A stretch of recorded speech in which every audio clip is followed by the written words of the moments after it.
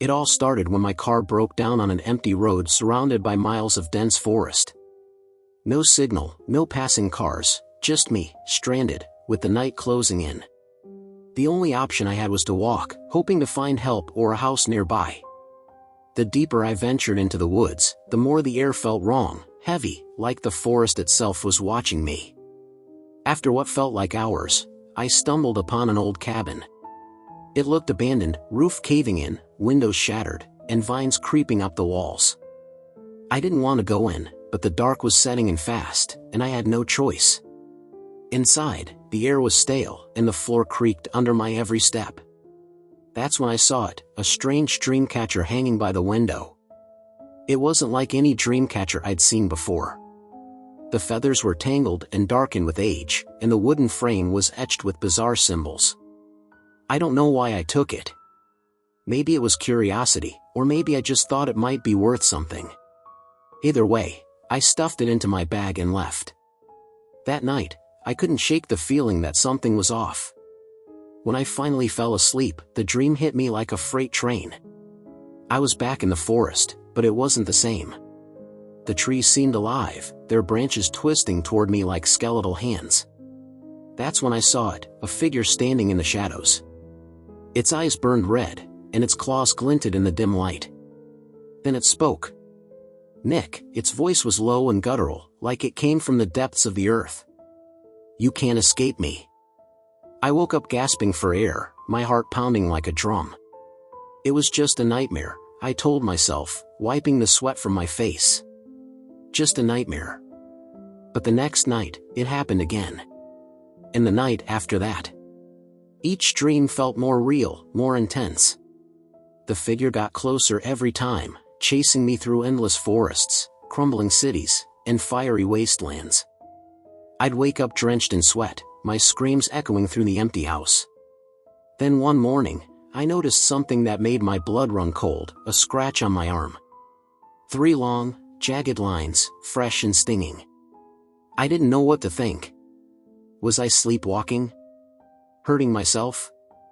But deep down, I knew the truth. Whatever was in my dreams, it was starting to cross over.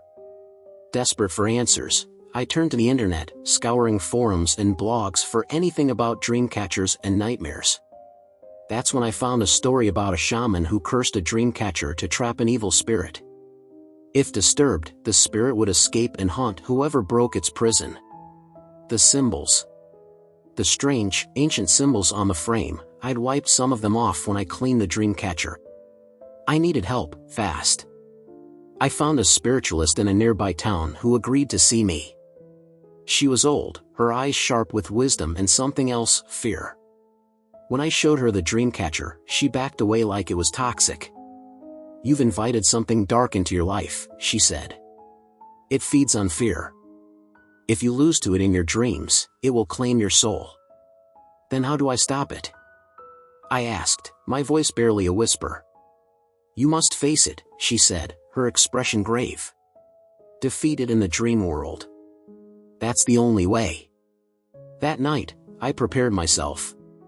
The spiritualist had given me a concoction to drink, a mix of herbs and roots that would help me stay in control of my dreams. It tasted bitter, like dirt and ash, but I drank every drop. As soon as I closed my eyes, I was back in the dream. The air was thick with smoke, and the ground beneath my feet burned like hot coals. The figure stood before me, larger than ever, its eyes glowing brighter than the sun. You think you can defeat me? It sneered, its voice echoing in my head. You're mine, Nick. It lunged at me, claws slicing through the air. I dodged, barely, and ran. But this time, I wasn't running to escape, I was running towards something. The dreamcatcher. It hung in the air, glowing with an otherworldly light. The demon cornered me, its claws tearing into my shoulder. Pain shot through me, but I didn't stop. I reached for the dreamcatcher and hurled it at the demon with every ounce of strength I had left. There was a blinding flash of light, and the demon let out an ear-piercing scream. The dream dissolved around me, and I woke up gasping for air, my shoulder throbbing with pain.